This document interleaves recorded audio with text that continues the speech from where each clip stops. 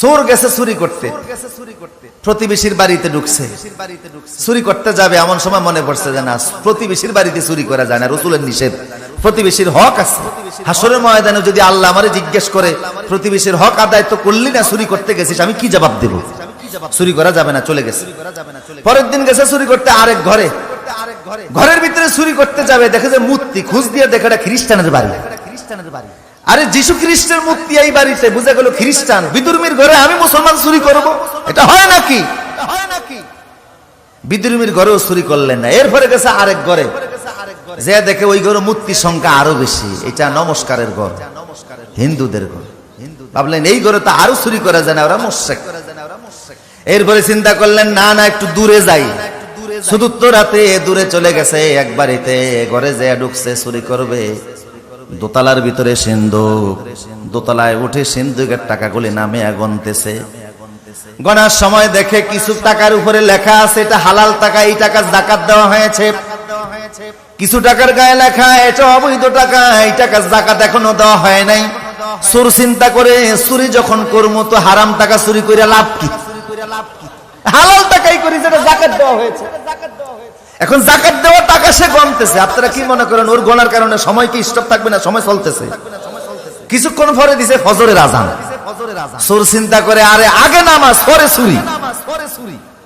এখন চিন্তা করে নামাজ পড়তে গেলে তো আজান দেওয়া লাগে, আজান ছাড়া আবার নামাজ হয় কি করে? নিজে ঘরের দোতলা দাঁড়িয়ে আজান দেওয়া শুরু করছে। ঘরের দোতলায় কোত্থেকে মুয়াজ্জিন আসলো, আজান দেওয়া শুরু করেছে। তাড়াতাড়ি তাহাজ্জুদ নামাজ পড়ে দোতলায় যেয়ে দেখে একটা যুবক ছেলে দাঁড়িয়ে আছে। এই যুবক তুমি কোত্থেকে এসেছো? আমনে কে? উনি বলে আমি এই ঘরের মালিক। কয় ফজর নামাজ পড়ছেন নি? কয় না এখনো পড়ি নাই। উযু আছে নি? কয় উযু তো আছে। একামত দেন মিয়া। চোর হইলো ভালো করে জানে যে নামাজ পড়তে হলে আজানও দেওয়া লাগে, একামতও দেওয়া লাগে। বললো একামত দেন। বুড়ারে পাশে দাঁড় করায়া একামত দিয়েছে, নামাজ পড়া শুরু করে দিয়েছে। এত সুন্দর তেলাওয়াত, ঘরের মালিকের চোখ থেকে টপ টপ করে পানি পড়া শুরু হয়ে গেছে। এই যুগের বহু আলেমের চাইতো সেই যুগে সুরের তেলাওয়াত অনেক শুদ্ধ ছিল। কথা বলেন ঠিক কি না? ওরা তিলাল কোরআন আর তার তিলা, কোরআন তেলাওয়াত করা লাগবে শুদ্ধভাবে। কিভাবে? কিন্তু বহু মুসলমান আছে 70 থেকে 80 বছর বয়স হয়ে গেছে, 40 বছর নামাজ পড়তেছে, এখনো তেলাওয়াত শুদ্ধ। রাসূল বলেছে রুব্বা কারিন আল কুরআনু ইয়ালআনুহু, অনেক মুসলমান আছে কোরআন তেলাওয়াত করে অথচ কোরআন তাদেরকে অভিশাপ দেয়। এই অভিশাপ থেকে বাঁচতে হলে কেরাত শুদ্ধ করার দরকার আছে না নাই? আর বাংলাদেশে এর চাইতে বড় সুযোগ আর দুনিয়ার কোন দেশে নাই। কারণ এত আলেম, এত মসজিদ, এত মাদ্রাসা পৃথিবীর আর কোন দেশে। আমার প্রিয় সুদীপ, নামাজ পড়া যেমন ফরজ, কেরাত শুদ্ধ করাও।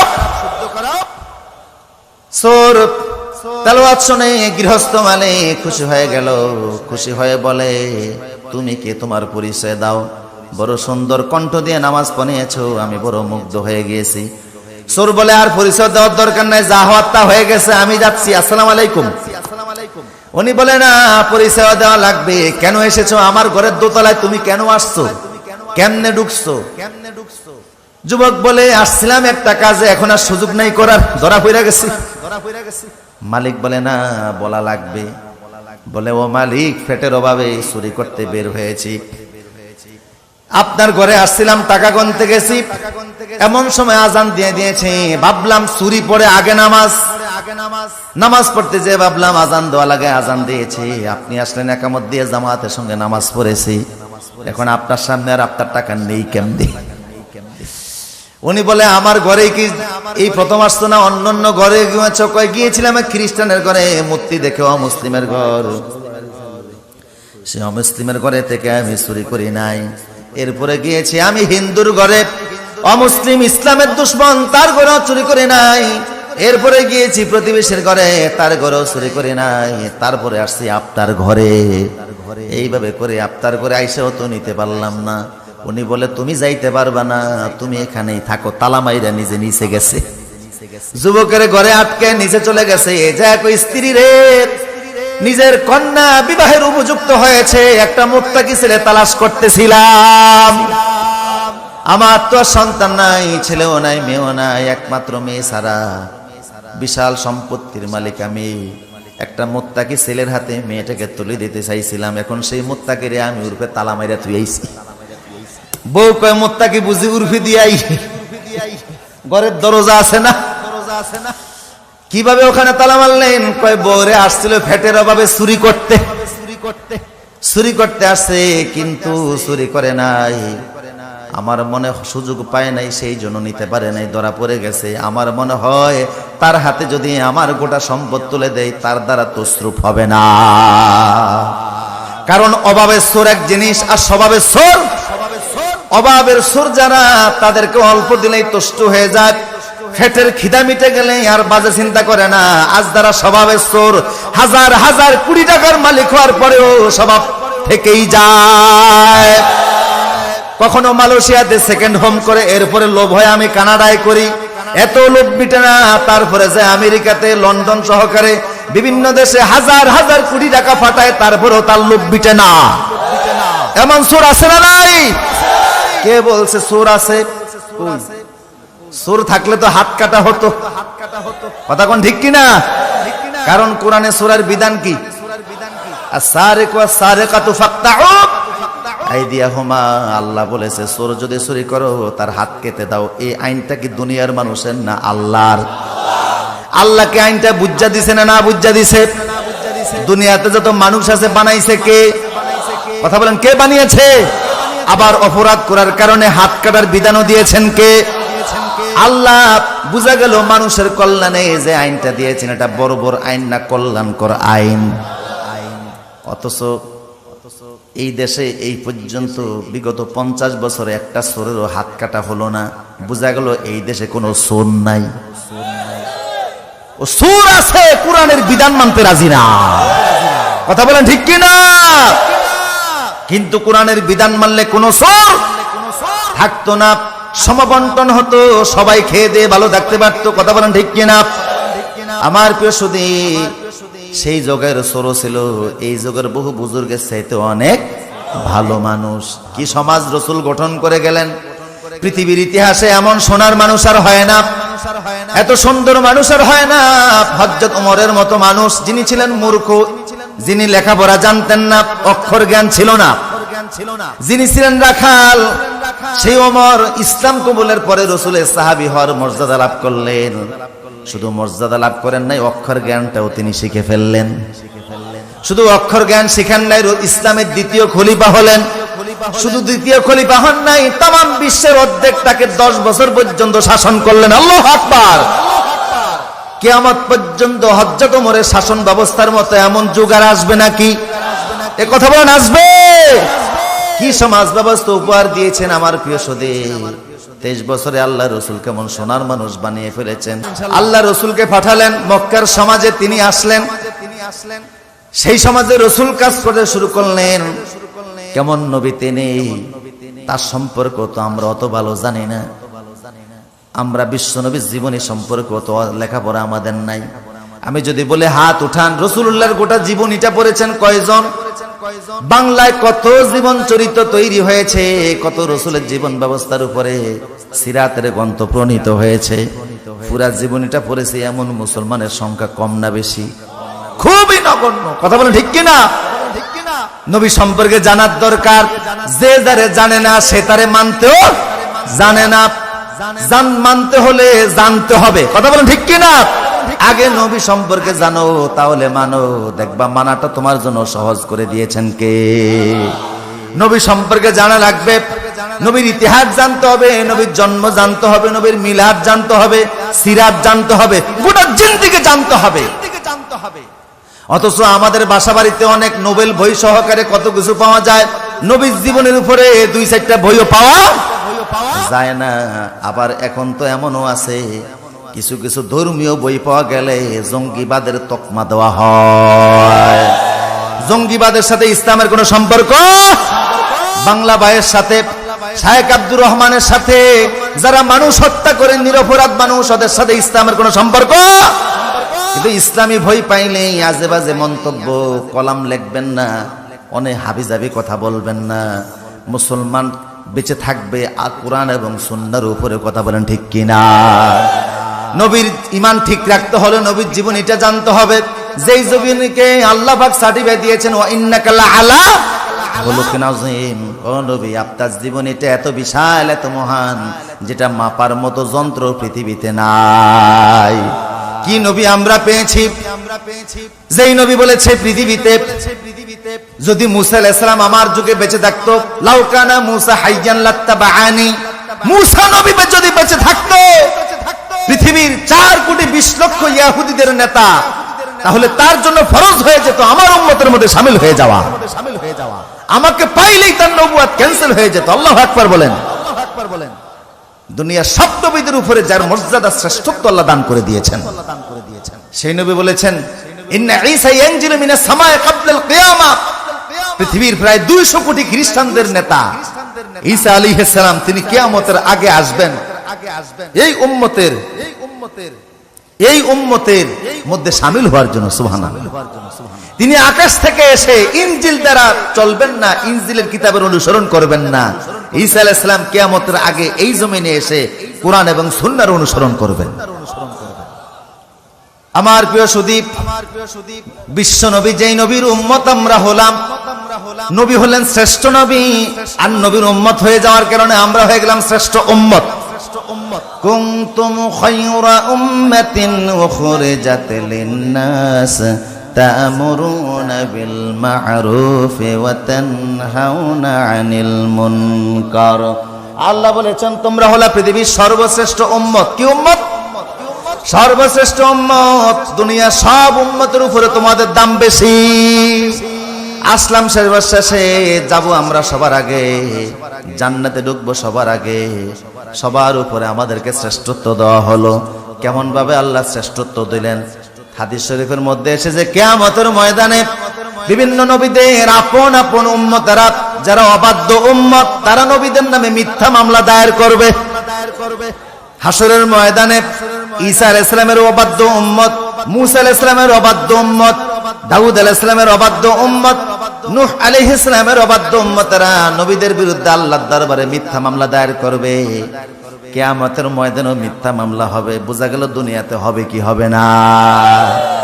নবীদের নামে মিথ্যা মামলা হবে।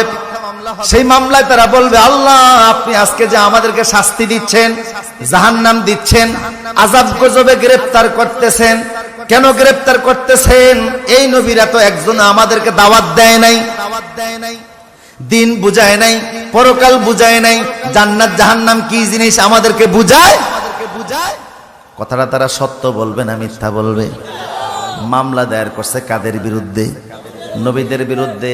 আল্লাহ বলবেন, আল্লাহ তো হলেন বিচারক, ওরা হলো বাদী, নবীরা হলেন বিবাদী।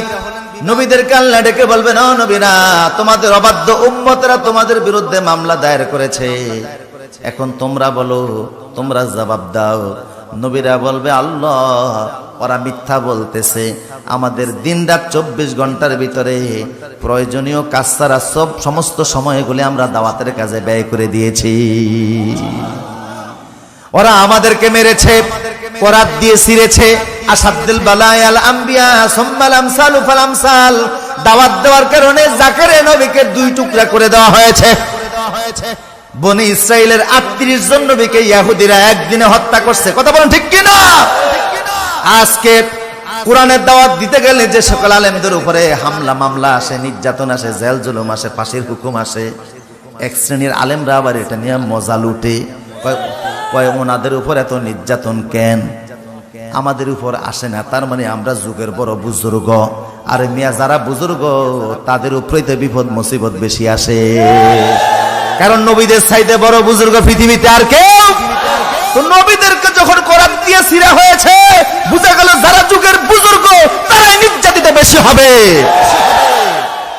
আমার প্রিয় সুদীপ, আসলে বুজুর্গ কি জিনিস তাও আমরা চিনি না। আমরা মনে করি ফ্যাটের সাইজ বড় হইলেই মনে হয় অনেক বুজুর্গ। কোন নবীর ফ্যাট উঁচা ছিল? সব নবীর ফ্যাট ছিল স্লিম। সুবহানাল্লাহ বলবেন না? উম্মতের মধ্যে সর্বপ্রথম বেদাত শুরু হয়েছে ফ্যাট বইরা খাওয়া। কোন নবীরা ফ্যাট বইরা খান নাই, সাহাবায়ে কেরাম খান নাই। সর্বপ্রথম ইসলামে বেদাত চালু হয়েছে কি বইরা খাওয়া, ওদের ভর্তি হয়ে খাওয়া। এটা রাসূলের সুন্নাহ না, কথা বলেন ঠিক কি না? কিন্তু খাইতে গেলে কি আর মনে থাকে? কোমরের বেল খুললা খাই। আমার প্রিয় সুধী, কম খাবেন। আর এখন যা পরিমাণ খাইতেছি আমরা, ফার্মের মুরগির কারণে নাকি বছরে 4.5 লক্ষ মানুষ ক্যান্সারে আক্রান্ত হয়। ফার্মের মুরগি খাওয়ার কারণে খাবেনটা কি? পেঁয়াজ মোটেও খাইয়েন না, বিপদ আছে না? আমার প্রিয় ডাকি লাগে, হ্যাঁ আল্লাহ সহজ করে দেখ যেরকম আবি। আমার প্রিয় সুধী, গভীর মনোযোগ দেন। নবীদের উপরে সবচেয়ে বড় মুসিবত এসেছিল, এত বড় মুসিবত আর কারোর উপরে আসে নাই। নবীরা বলবে আল্লাহ দাওয়াত দেওয়ার কারণে তো মুসিবত আসছিল, কথা বলেন ঠিক কিনা? ওরা মিথ্যা বলতেছে, আমরা দাওয়াত দিয়েছি ঠিকঠাক মতো, আমাদের দাওয়াতে কোনো ভুল ছিল না, সব সময় আমরা দাওয়াত দিয়েছি। আল্লাহ বলবে ওরা বলতেছে দাওয়াত দাও নাই, তোমরা বলতেছে দাওয়াত দিয়েছো। এখন এটা প্রমাণ করার জন্য, সত্য মিথ্যা প্রমাণের জন্য সাক্ষীর দরকার আছে না নাই? আল্লাহ বলবেন তোমরা যে দাওয়াত দিয়েছো, তোমাদের পক্ষে সাক্ষীকে, কোন সাক্ষী আজকে কি দেখাতে পারবা? নবীরা বলবে আল্লাহ ওয়াকাযালিকা জাআলনাকুম উম্মাতাও ওয়াসাতাল লিতাকুনু শুহাদা আলান নাস ওয়া ইয়াকুনার রাসূলু আলাইকুম শাহীদা। নবীরা বলবে আল্লাহ আমাদের পক্ষে সাক্ষী আছে। কারা তোমাদের সাক্ষী? আমাদের সাক্ষী হলো উম্মতে মুহাম্মাদি, শেষ নবীর উম্মতেরা হলো আমাদের সাক্ষী। আল্লাহ তখন এই উম্মতের প্রথম শ্রেণীর যারা আলেম নেতা, তাদেরকে ডাকবেন, হযরত আবু বকর, হযরত ওমর, হযরত ওসমান, হযরত আলী রিদওয়ানুল্লাহি তাআলা আলাইহিম আজমাইন। উনাদেরকে বলবেন নবীরা কি দাওয়াত দিয়েছে, তোমরা সাক্ষী দিচ্ছ। উম্মতের প্রথম সারির যারা, তারা বলবে আল্লাহ আমরা সাক্ষ্য দিচ্ছি, সব নবীরা আপন উম্মতকে দাওয়াত দিয়েছে। সেই উম্মত গুলি দাবি করে বলবে আল্লাহ ওনারা যে আমাদেরকে দাওয়াত দিয়েছে, এই উম্মত সাক্ষী দিচ্ছে, এরা তো আমাদের যুগে ছিল, এরা তো সবার পরে আসছে, পরে আইসা এইভাবে করে তারা সাক্ষী দেয় কেমনে? না দেখা সাক্ষী এটা মানি না। আল্লাহ বলবেন তোমরা তো ওই যুগে ছিল না, না দেখে সাক্ষী দিচ্ছ কেন? আমরা বলবো আল্লাহ আমরা সেই যুগে ছিলাম না ঠিক, আমরা তো কোরআন পাইছি, আমাদের কাছে কোরআন আসছে, আর কোরআন থেকে আমরা জেনেছি সব নবীরা আপন উম্মতকে দাওয়াত দিয়েছে। তোমার কোরআন যদি সত্য হয়, আমাদের সাক্ষীটাও সত্য। আল্লাহু আকবার। তখন আল্লাহ বিশ্ব নবীকে ডাকবেন, আল্লাহর নবী এগিয়ে গিয়ে বলবেন আল্লাহ আমিও সাক্ষ্য দিচ্ছি, আমার উম্মতের সাক্ষীরা সত্য, আমার উম্মতের সাক্ষী সত্য। নবীর সাক্ষী গ্রহণ করে ওই নবী, অন্য নবী আলাইহিমুস সালামদের অবাধ্য উম্মতের মামলা আল্লাহ খারিজ করে দিবেন। এই উম্মতের দাম তখন হাসরের ময়দানে বহু গুণে বেড়ে যাবে। আল্লাহু আকবার বলেন। এত বাড়া বাড়বে, এত বাড়া বাড়বে, এত সম্মান বাড়বে, নবীরা খুশি হয়ে যাবে যে তোমাদের সাক্ষীর কারণে আমরা উম্মতের মিথ্যা মামলা থেকে আজকে রেহাই পাওয়া গেছি। আমাদের দাম তখন অনেক গুণে বেড়ে যাবে। এতে খুশি না বেজার? হুজুর বলেছে ময়দানে সব নবীরা ইয়া নাফসি ইয়া নাফসি বলবে, একবারের জন্য আমি ইয়া নাফসি বলবো না, আমি আমার উম্মত নিয়ে জান্নাতের দরজায় চলে যাব। ওয়ানা আউয়ালু মান ইউহাদ্দিকু হালাকাল জান্নাহ, আমি প্রথম ব্যক্তি যে ব্যক্তি জান্নাতের দরজার ভিতরে করাঘাত করব। ফায়ুকালুল খাজিনু মান ফিল বাব ফাকুলু আনা মুহাম্মাদুন আনা মুহাম্মাদুন ফাকালা ওয়া আনা উমিরতু আল্লা ইফতাহা বাবাল জান্নাহ ক্বাবলাকা। হুজুর বলেন আমি যখন জান্নাতের দরজায় চলে যাব, দরজার মধ্যে আমি করাঘাত করব। ভিতর থেকে বলবে কে দরজায় দাঁড়িয়ে আছেন, করাঘাত করতেছেন? রাসূল বলে আমি বলবো আমি মুহাম্মাদুর রাসূলুল্লাহ সাল্লাল্লাহু আলাইহি সাল্লাম। তখন জান্নাতের দরজার দ্বার রক্ষী বলবে আমাদেরকে আদেশ করা হয়েছে আপনার আগে যেন আমরা এই দরজাটা না খুলি। নবীরা তখনও ময়দানে উম্মত নিয়ে ব্যস্ত, আর আমার নবী তখন উম্মত নিয়ে জান্নাতের দরজা। হুজুর বলে জান্নাতের দরজাটা হবে এত লম্বা, এত লম্বা, মক্কা শরীফ থেকে সানা পর্যন্ত যত দূর লম্বা, জান্নাতের গেট হবে এত লম্বা, 1 মাসের দূরত্বের সমান হয়ে যাবে। আল্লাহু আকবার। পুরা গেটটা আমার জন্য ওপেন করে দেওয়া হবে, আমার জন্য ওপেন করে দেওয়া হবে। আমি সেই জান্নাতে এখন উম্মত নিয়ে যাব। সুবহানাল্লাহ বলবেন না? হুজুর বলে আমার সঙ্গে তখন কি পরিমাণ উম্মত জান্নাতে যাবে তোমরা জানো নে? ও মাইয়া সাবউনা আলফান, আমার সঙ্গে তখন 70,000 উম্মত আমার সঙ্গে থাকবে। আর একটু জোরে বলুন, কত হাজার? আপনাদের খুশি হওয়ার কারণ কি? 70,000-এর মধ্যে তো সাহাবীরাই 1.25 লক্ষের উপরে। আমরা কার খালু? কথা কোন ঠিক কিনা? সাহাবীদের সংখ্যাই তো বিদায় হতে সময় ছিল 1,24,000-এর উপরে। এরপরে তাবিরা আছে, তাবিরা আছে, আইম্মা মুজতাহিদিন আছে, আইম্মা মুফাসসিরিন কিরাম আছে, যুগ শ্রেষ্ঠ বুজুর্গের দিন আছে। সেই যুগের মানুষ এই যুগের মানুষের সাথে বহু ভালো ছিল না? সেই যুগের মানুষগুলি আছে। দেখেন আমরা বেজার হওয়ার কিছু নাই। হাদিসে আসছে, রাসূল বলেছেন যে মা কুল্লি সাবঈন সাবউনা আলফান, এই 70,000-এর এক হাজারের সাথে আরো 70,000 করে আল্লাহ বোনাস দান করে দিবেন। লা আযাব আলাইহিম ওয়ালা হিসাব আলাইহিম, এদের আযাবও নাই, এদের হিসাবও নাই। এখন আপনি যদি এই 70,000-এর 70,000 দিয়ে গুণ করেন, আমি দেখেছি প্রায় 490 কোটি হয়। তার মানে বিনা আযাবে, কোনো ট্রানজিট ছাড়া জাহান্নামে 1 সেকেন্ডের আযাব ভোগ করা ছাড়া এই উম্মতের 420 কোটি লোক এক যুগে জান্নাতে প্রবেশ করবে। এখন এই লিস্টের ভিতরে নামটা ঢোকানোর সুযোগ আছে না নাই? লিস্ট এখন বড় হয়েছে না? তাও চাঁদ দেখা খুশি হয় না? কি রাখা লাগবে? কথা তো শেষ না, কথা তো আরো আছে। আপনি একটু শুনে যদি চলে যান তাহলে কিন্তু পড়ছেন, কথা সামনে আরো বাকি আছে। সংখ্যা বড় হয়ে গেছে ঠিক। এই পৃথিবীতে কি পর্যন্ত রাসূলের উম্মত এসেছে আমরা জানি না। বর্তমান পৃথিবীতে প্রায় 170 কোটি। আর কি পর্যন্ত বিগত 1,500 বছর আগে আসছে তা তো আমরা জানি না। এত উম্মত রাসূলের সঙ্গে জান্নাতে যাবে। হুজুর বলে আমি শাফায়াত করে এই ব্যবস্থাটা করব। তার কারণ হলো অন্যান্য নবীরা ইয়া নাফসি বলবে, আর আমি উম্মত নিয়ে জান্নাতের দরজায় থাকবো কেন? কেন থাকবো? হুজুর বলেছেন এর কারণ হলো লিকুল্লি নাবিয়্যিন দাওয়াতুন মুস্তাজাবাতুন ফাতাআজ্জালা কুল্লু নাবিয়্যিন ফি দাওয়াতিহি ওয়া ইন্নী ইখতাবাতু ফি দাওয়াতি শাফাআতান লি উম্মতি। উচ্চ কণ্ঠে বলুন আল্লাহু আকবার। এই পৃথিবীতে লক্ষাধিক নবী এবং রাসূল আল্লাহ পাক পাঠিয়েছেন। সব নবীদেরকে আল্লাহ পাক বলেছেন, ও নবীরা, দুনিয়ার ময়দান বড় উত্তপ্ত ময়দান, বড় কঠিন ময়দান। যেই জায়গায় তোমরা যাচ্ছ, যেই জায়গায় তোমরা দাওয়াত দিবা, এই দাওয়াত দিতে গেলে হালুয়া রুটি খাওয়াবে না, ফাঁক শাক করে খাওয়াবে না, মসজিদের ভিতরে ঘুমাতেও দিবে না। দাওয়াত দিতে গেলে মাইর আসবে। জোরে বলুন কি আসবে? এমন কোন নবী আসে নাই যে নবী দাওয়াত দিতে গেলে মাইর। আজকে আমরা দাওয়াত দিতে গেলে হালুয়া আসে, খাবার আসে, গরু আসে, মুরগি আসে, খাসি আসে, পাক পিরা ঘরের থেকে নিয়ে খাওয়ায়। বুঝা গেল নবীরা যেই বাসায় দাওয়াত দিত সেই বাসায় আমরা দাওয়াত দেই না, বিদা মাইর আসে না। নবীদের দাওয়াতের ভাষা ছিল লা ইলাহা। কোনো আইন দাতা নাই, কোনো বিধান দাতা নাই, কোনো হুকুম দাতা নাই, কোনো রিজিক দাতা নাই। জমিন যার, আইন চলবে তার। আল্লাহু আকবার। আমি যখন এই এলাকার দিকে ঢুকতেছিলাম, এই কোরআনের বিধান কায়েমের জন্য চলেন আমরা ময়দানে যাই, সবাই রে আহ্বান করি। কোরআনের রাজ কায়েমের কথা বলতে গেলে নির্যাতন, বিপদ, মুসিবত আছে না না? নবীদেরকে আল্লাহ বললেন জমিন বড় গরম ময়দান, সেখানে কিন্তু হালুয়া রুটি, আমি রসগোল্লা, সমসম আসবে না, মাইর আসতে পারে।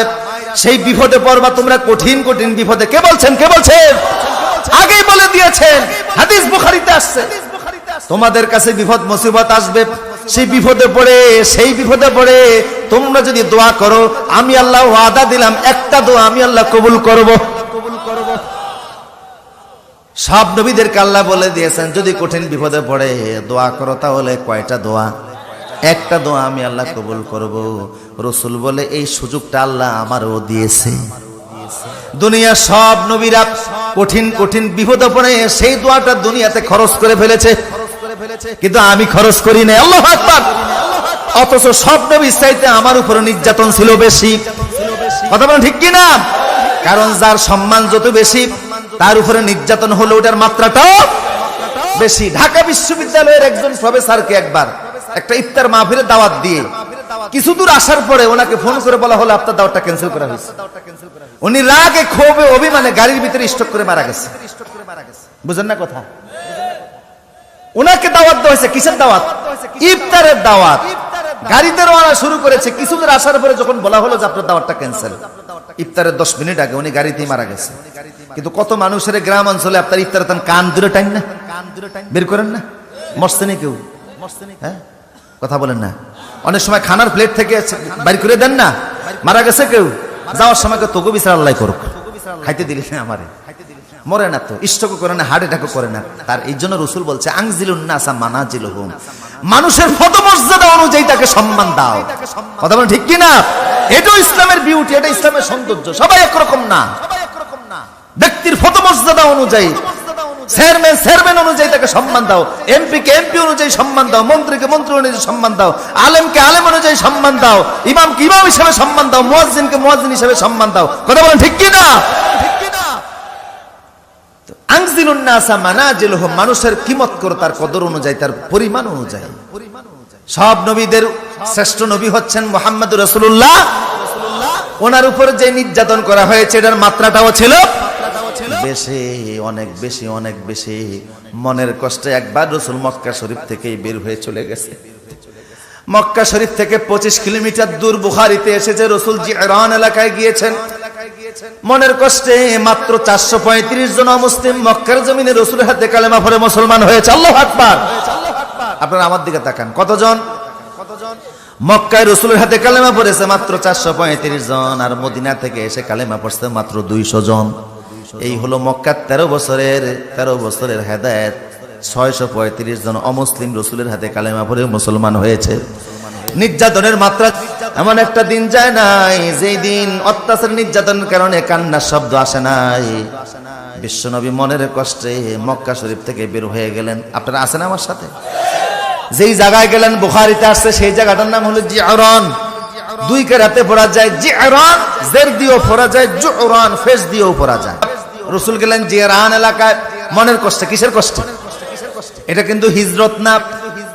সাহাবা কেরাম সহকারে গেলেন, জিবরাইল যে দাঁড়িয়েছে রাসূলের সামনে, রাসূলুল্লাহ আপনি কোথায় যাচ্ছেন? রাসূল বলে এত দাওয়াত দিলাম, এত করে বুঝালাম, এত কষ্ট করলাম, এত করে খাওয়ালাম, এত করে করে কোরআনের আয়াত তেলাওয়াত করে বুঝাইলাম, আমার মাথার উপর ওঠেন নারী বলে চাপিয়ে দিল, আমারে হত্যার ষড়যন্ত্র করলো, 3 বছর আমার জেলখানায় রাখলো, সে আবি তালেবের ভিতরে তায়েফে আমার রক্ত জড়ালো, মনের কষ্টে এখানে এসেছি। জিবরাইল বলে ইয়া রাসূলুল্লাহ এই পর্যন্ত যে আসলেন আল্লাহর কাছ থেকে অনুমতি নিছেননি? অনুমতি না নিয়ে যদি এখানে যান, আল্লাহ যদি ইউনূস নবীর মতো অবস্থা ঘটাইয়া দেয়, ইউনূস আলাইহিস সালাম আল্লাহর কাছ থেকে অনুমতি না নিয়ে গ্রাম ছেড়ে নদীটা পার হতে গিয়েছিল, আল্লাহ নদী পার হতে দেন না, এই মাছের পেটে ঢুকিয়ে দিয়েছেন। আপনি যে যাচ্ছেন অনুমতি তো নেন না ইয়া রাসূলুল্লাহ, আল্লাহর নির্দেশ হলো আর সামনে যাওয়া যাবে না, তাড়াতাড়ি মক্কার দিকে ইউ টার্ন করেন। আল্লাহু আকবার। তাড়াতাড়ি মক্কায় চলে আসেন। আল্লাহ রাসূল বললেন সাহাবীরা রে আর সামনে যাওয়া যাবে না। জিবরাইল বলতেছে নির্যাতন অত্যাচার যতই করুক আল্লাহর হুকুম ছাড়া মক্কা নগরী ছাড়া যাবে না। চলো আবার আমরা মক্কায় ফিরে যাব। কোথায় ফিরে যাব? চলো আমরা মক্কায় ফিরে যাব। সাহাবা কেরাম তোমরা রেডি হও, তবে মক্কায় যে আমরা যাব সবাই ইহরামের কাপড় পরো। সাদা কাপড় আছে নাকি? একটা কাপড় পরিধান করো আর একটা কাপড় গায়ে দাও, 2টি কাপড় তোমরা পরো। সাহাবা কেরাম কাপড় পরিধান করতেছে, এমন সময় রাসূল দেখে একজন মহিলা আসতেছে। একজন সাহাবীকে বলেন আমার পাগড়িটা নিয়ে আসো। আল্লাহর নবীর পাগড়ি মোবারক আনা হলো। বিশ্ব নবী নিজের পাগড়ি মোবারক বিছিয়ে দিলেন, মহিলার হাত ধরলেন, নিজের পাগড়ির উপরে মহিলাকে রাসূল নিজে বসিয়ে দিলেন। আর জোরে বলুন।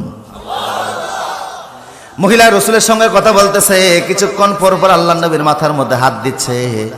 মা যেইভাবে সন্তানকে আদর করে মহিলা সেইভাবে রাসূলকে আদর করতেছে, গালের মধ্যে হাত দেয়, শরীরে হাত দেয়। কিছুক্ষণ পরে বিশ্ব নবী মহিলা যখন উঠে দাঁড়ালো, রাসূলও উঠে দাঁড়িয়ে গেলেন। কিছুক্ষণ পরে মহিলা যাচ্ছে, রাসূল তার পিছন থেকে আগাচ্ছে, সামনে আগে দিয়ে আসলেন। সাহাবা কেরাম বলল ইয়া রাসূলুল্লাহ এই মহিলাকে যার পরিচয় আমরা জানি না, অথচ তার সম্মানে আপনি আপনার পাগড়িটা বিছিয়ে দিয়েছেন। যেই নবীর চাদরের উপরে জিবরাইল বসার সাহস করে না, সেই নবীর পাগড়ির উপরে একজন সাধারণ রমণী বসে। সেই বিশ্ব নবী গালের ভিতরে হাত দিয়ে রমণী দোয়া করে, মাথায় হাত দিয়ে দোয়া করে। মহিলাটাকে রাসূল বলে, আমি আমার মায়ের দুধ পান তেমন নসিবে হয় নাই, যে মায়ের দুধ পান করে করে আমি বড় হয়েছি, উনি হলো আমার দুধ মা হযরতে হালিমাতুস সাদিয়া। আমি আমার দুধ মাকে সম্মান করলাম, ইজ্জত দিলাম, পাগড়ির উপরে বসানোর সুযোগ করে দিলাম, কিছু হাদিয়াও দিলাম। যদি দুধ মাতার এতটা সম্মান ইসলামে থাকে, আপন মার সম্মান আরো কম না বেশি?